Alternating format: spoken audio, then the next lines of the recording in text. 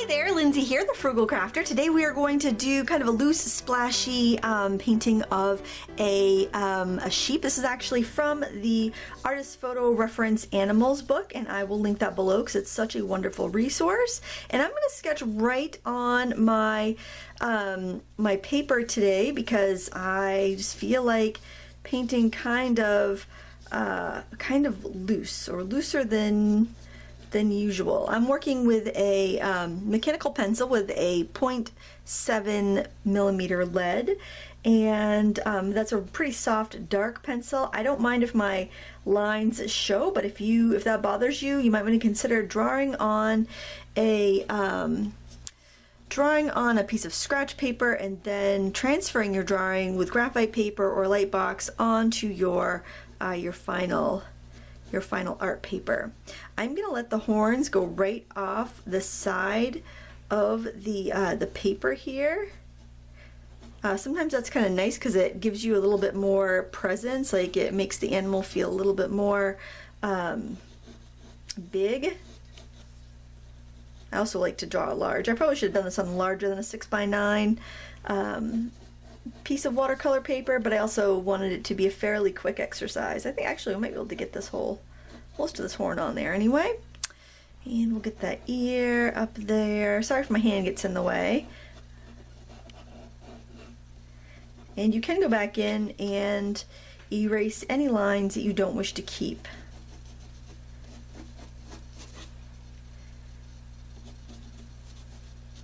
I try to start off really loose and sketchy because I find if you make an error early on, it's easy if you just you'll see it on this looser stage, and then if you need to remove it, you're not getting rid of like all this detail work and time that you've put in. So kind of keep that in mind. Be kind of loose to begin with, and then you can branch out. Then you can refine as you go, as you realize what you wanna have in there.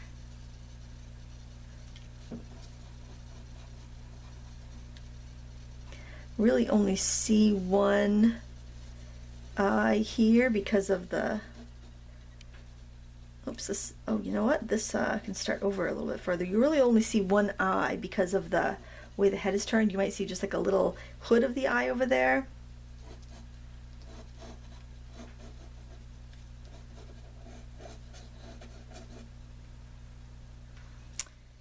And really that should be out more, but I'm just kind of compressing it using some artistic license.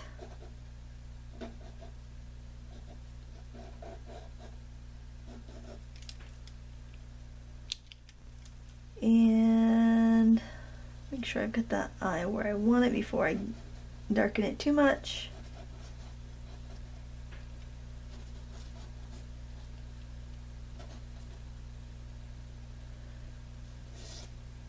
I think I will actually erase some of this because I'm gonna have that go off the paper and come back on the paper.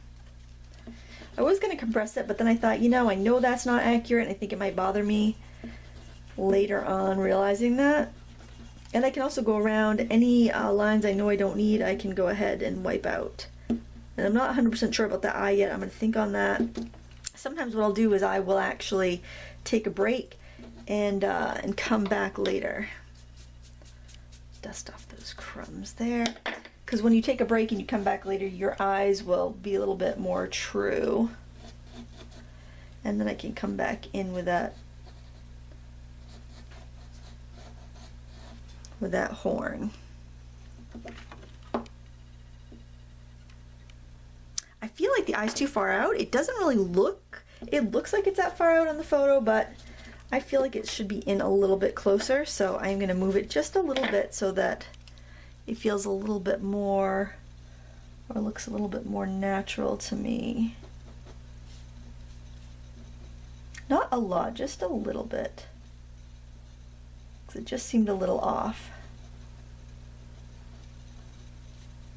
Feel free to pause the video if you need to catch up.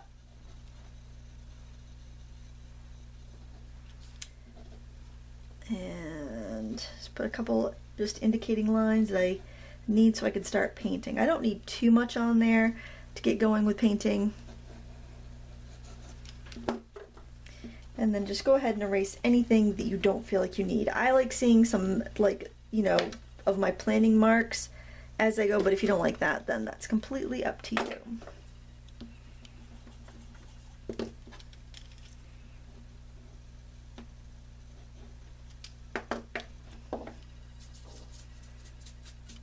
And I always just kind of make sure I get all the crumbs off my brush before we start painting, if I am going to use this brush, which I am.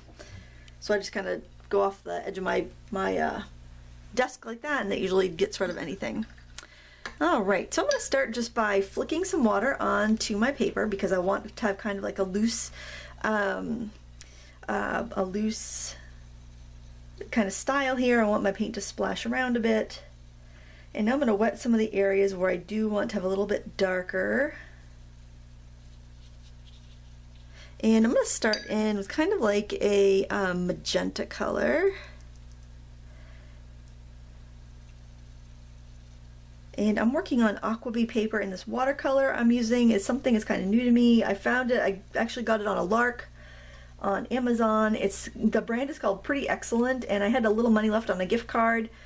So I decided I would try it out. It was, I think it's by the same company that makes the Paul Rubens paints, but I'm not 100% sure because I don't know much about that company. They're kind of new, but the seller also had the Paul Rubens paints for sale, so I think they might be one and the same.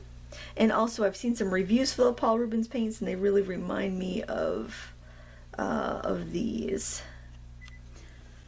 Now I'm going to grab some yellow ochre. And I'm going to put it in kind of my lighter values with the yellow ochre. Any place where I feel like it should be a little bit warmer and lighter. I'm being really loose with this. I want it to be really fun and light and lively because this is a living thing.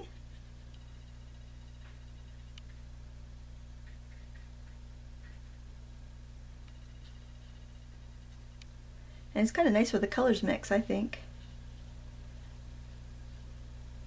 You can also flick some of these colors down if you want to. That can add a nice bit of drama.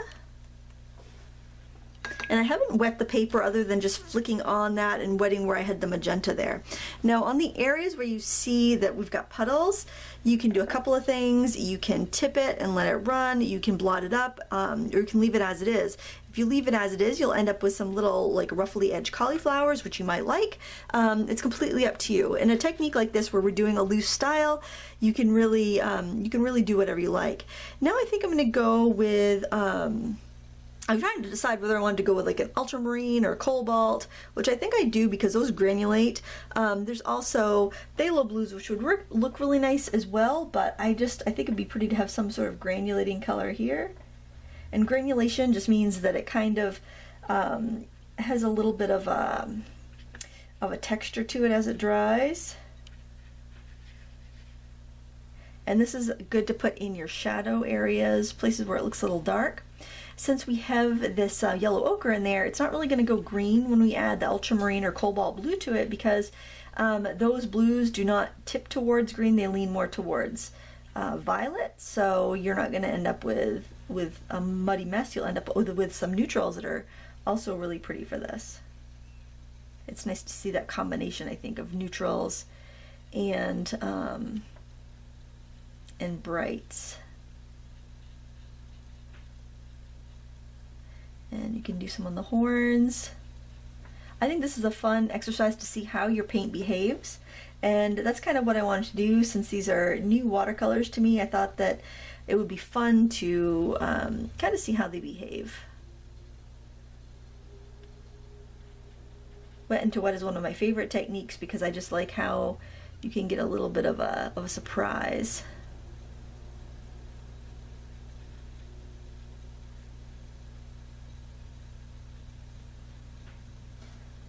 It's fun to let the paint mix on the paper too. You'll want to just leave a little space for the highlight in the eye. I'm still using the same number 16 Princeton Neptune round.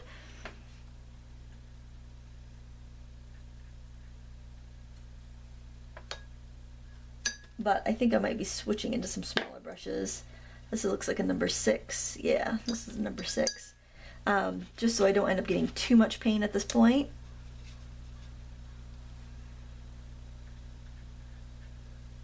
It doesn't really matter what you use for colors as long as you have your values right.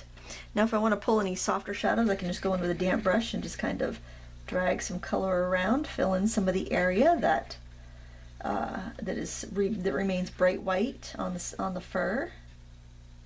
I can pick up some of those puddles and redistribute them.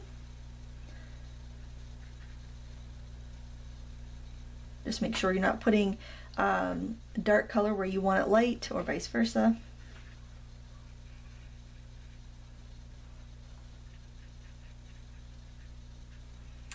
And when you want a nice dark, a dark value, purple is good. So if you take your kind of magenta and your blue that you were using, you can go in there for your darker colors. I painted an owl kind of in this fashion last year, and it was one of my favorite pieces to paint, and I regret selling it because I enjoyed it so much. I enjoyed painting it, and I enjoyed looking at the painting afterwards. Putting some of the ridges that are in the horns. This is kind of an intuitive way to paint, meaning you're not quite so worried about the end result as much as you are just kind of exploring the paint as you go. I apologize if my arm gets in the way.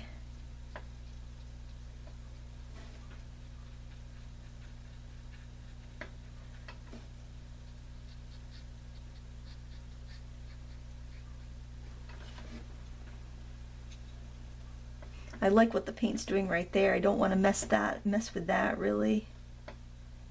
Oh, and I got an ear back there. I need to do something too.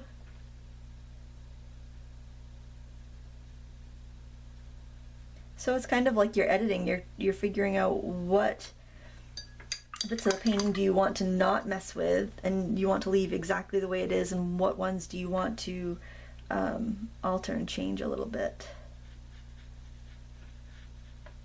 I like the technique of picking up colors here and there to move around to other places when I need a little bit, just a little hint of color. I think I want to flick on some of that purple. I like that. Flicking on the magenta is pretty too. You just want to be a little careful so that it doesn't look like blood, or you might have a completely different effect than you were going for. Like if I take that and add a little yellow ochre to it, that'll be a little more peachy, I think. I find that larger brushes work better for this technique because they just they hold more and they give you more of a random effect. And you can also paint in some blobs and then kind of drop your paint into it if you want to control the effect a little bit more.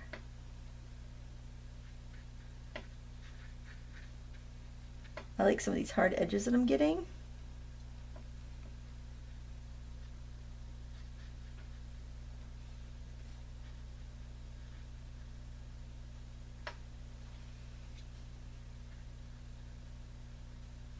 I'm adding color just by dripping into some of the darker areas where I see shadow in my picture. I'll show you the photo at the end. Then you can go, and I'll show you what the book cover looks like too if you want to go pick that up. I find it to be such a wonderful reference because all the photos in there are designed for artists to use, so you can paint with them. You're not going to get in trouble for copyright infringement. You can mix them together. Like a lot of times I'll take a couple different animals and I'll put them together. I actually have the birds and the landscapes and the different books from the series, so I'll mix and match different photos to get just what I want. So it's nice. You don't have to rely on finding stuff on the internet, even though there are some wonderful photo sharing sites out there that you can use for your artwork. It's nice not to have to go online if you're in kind of the painting mood, because I know I tend to get distracted sometimes. Now if you see any puddles where you know you don't want a cauliflower or a bloom, you want to dry your brush off and just kind of soak up that extra paint. I think that's probably the only spot. In fact, I'm thinking I might add in a little bit more color in here. I feel like that might have been a little watery.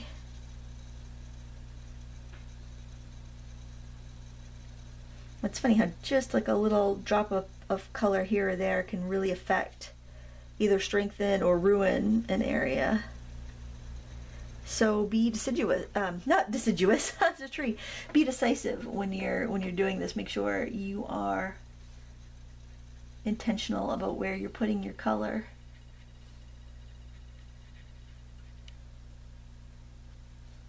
This is actually a lot of fun to paint.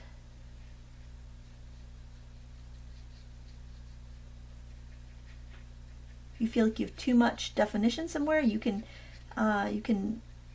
smush it out a little bit. You can always go in and add a layer when it's dry if you want to. We've only used 3 colors too, so I think that's kind of great.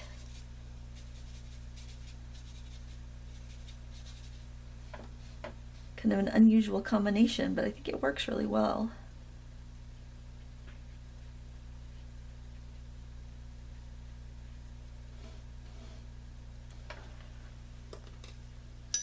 I'm going to soften that edge just by taking a wet brush and pulling that paint out a little bit.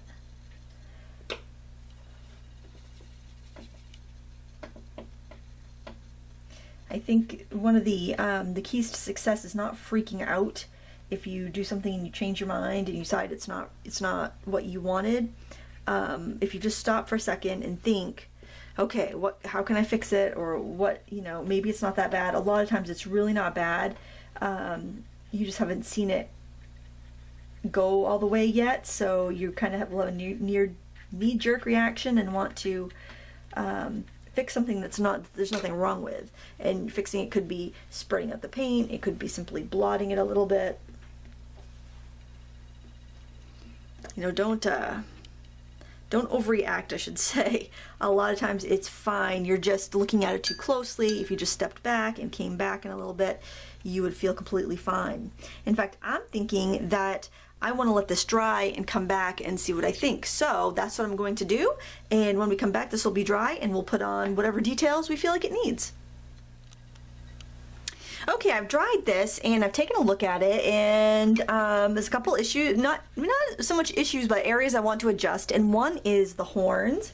And so what I'm going to do is actually put a glaze on it. I'm going to wash over the entire thing with water, and I'm doing that to soften any edges, but they actually need to be a little bit darker and less contrasted. So what I mean, like all the lines on there are just too detailed. I don't want that much attention in that area. And the colors I want to put in here, I want to make like a kind of a peach color, so the red and the yellow ochre.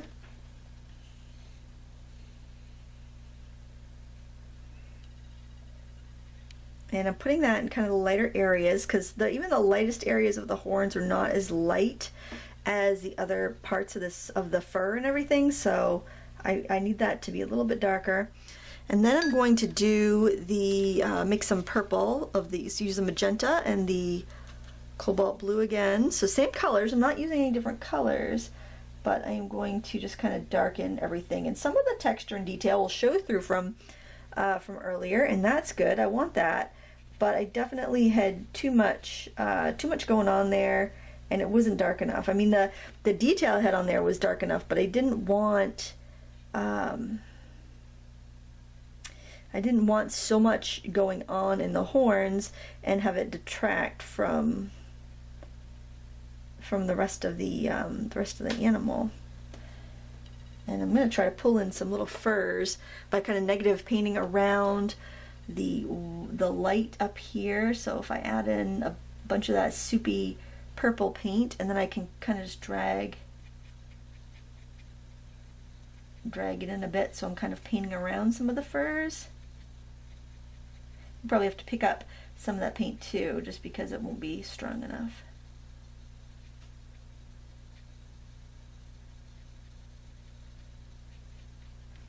There, that's a little bit more natural looking. It is going to dry a little bit lighter, so that's the other thing you have to think about when you're putting in, or when you're working with really wet paint. You're gonna have more of a shift, more of a color shift.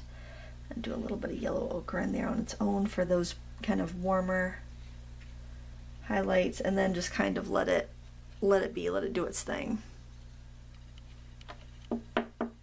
Yellow ochre is not as flowy of a color, so just kind of keep that in mind. You won't have as much flow with that. Okay, now with my small brush and that dark mix, I want to make this very thick, like almost like oh, like, I don't know, heavy cream, just kind of a really thick paint here. I'm going to put in the eyeball, like the pupil, and I'm going to rim the eye because I do want to have a little bit of detail there.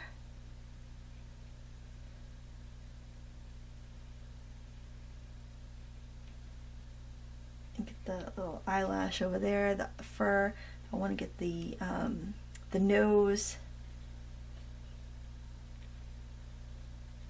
The things that really say, okay, yep, that's a sheep.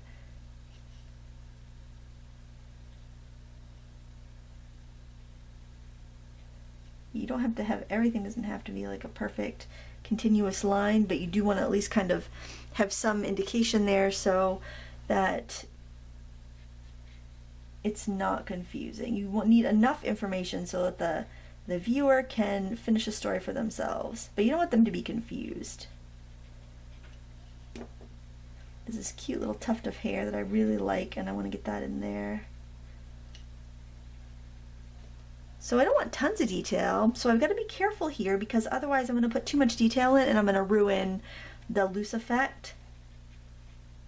So it is kind of like a season to taste here at this point. You are, you know, you're putting in as much or as little as you like, and it's going to be a little different from it for everybody.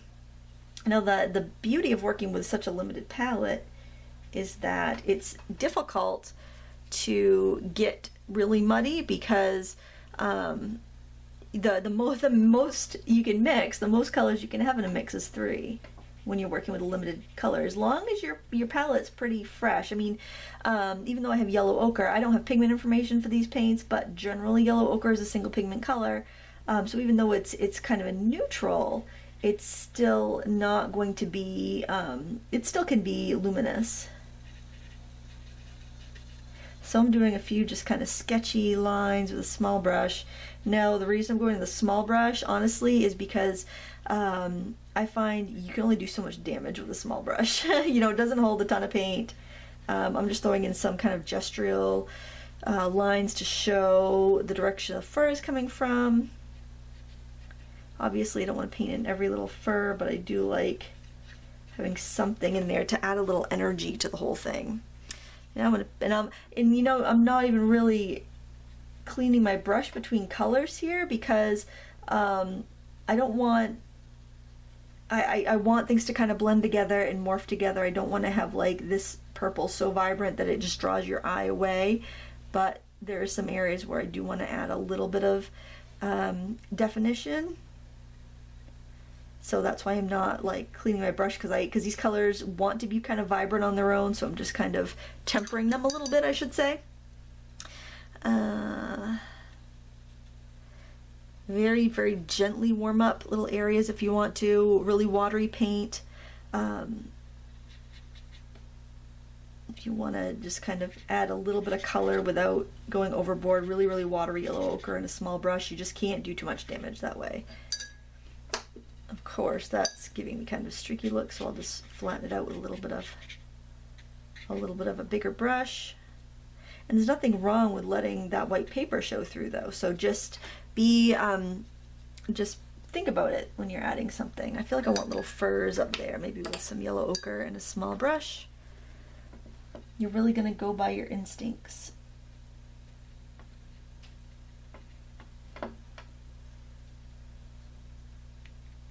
You need things to be in balance. So if you do something to one area, you'll need to do it to another area that's equally as dominant if it feels like it's not done. Now if you feel like you have too much paint somewhere, you can scrub some out. I'm just going to take a peek here, see if I've got a good scrubby brush. I tend to move those, take them with me all the time. Like I'll grab them for something and then I won't have them at my table when I need them. I'm going to use a deerfoot stippler as a scrubber because it's got short, stiff bristles. And I'm just going to kind of scrub a little bit up here to lighten. Now because of the magenta, it's going to want to stain a little bit, but I can get a little of that color pushed back to the ear a little bit. And then I usually will try to use that technique somewhere else. Just so that it's not on its own there.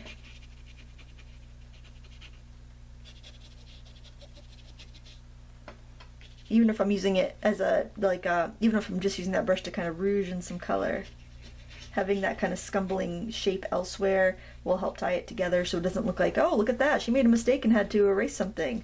I can tell, you know, you won't, if you do it once, it's a mistake. If you repeat it, it's a design element.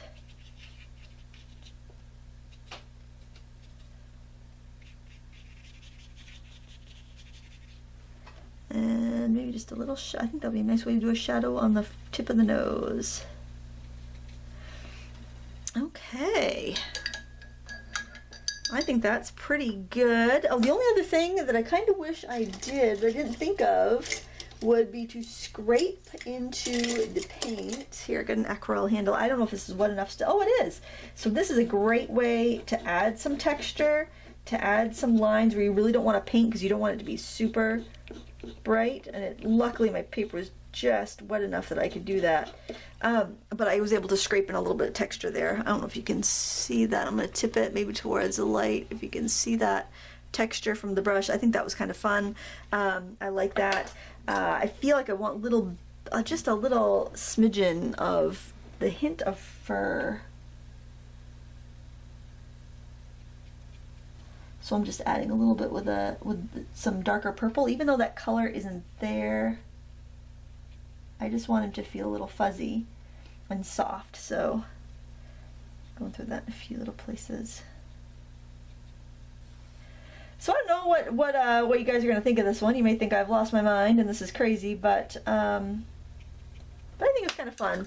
And sometimes loosening up, if you're feeling like you've got a little artist block and you just need to unwind a little bit and play with your paints, it's a great way to do it. Remember, you can always add mixed media to this. You could grab some colored pencils or pastels, go over it, do more to it if you're not satisfied with it. Just play. Do this in an art journal or a sketchbook if you're too afraid of wasting paper, and have fun. It's only going to help you grow as an artist. And as promised, I'm going to show you that book that I mentioned because I really think this is an excellent resource. All of the books in the series. This is the photo. This sheep right here, Doll's Sheep, is the where you'd find that in the book, page 40. Okay, so you can look at that. You can look at our loose rendition. Get them both in screen, hopefully. So it's just fun. Just sketch with any old pencil you have. Now this is what the front of the book looks like, and you usually can find used copies on Amazon anywhere between $10 and $25. What I did was I would just kind of keep my eyes open for them, and when I would see the different books in the series kind of go on sale, I would just grab them because generally sometimes they'll be like, I don't know, $8 with $3 shipping, because they're all going to come from little bookstores because it is out of print, unfortunately. But I find those books to be such a valuable resource that I encourage my students to keep their eyes open for them and snag them if they can. I hope you enjoyed this tutorial. If so, give me a thumbs up. I will link to these paints and that book and other supplies I used in the video description if you are interested. And until next time, happy crafting!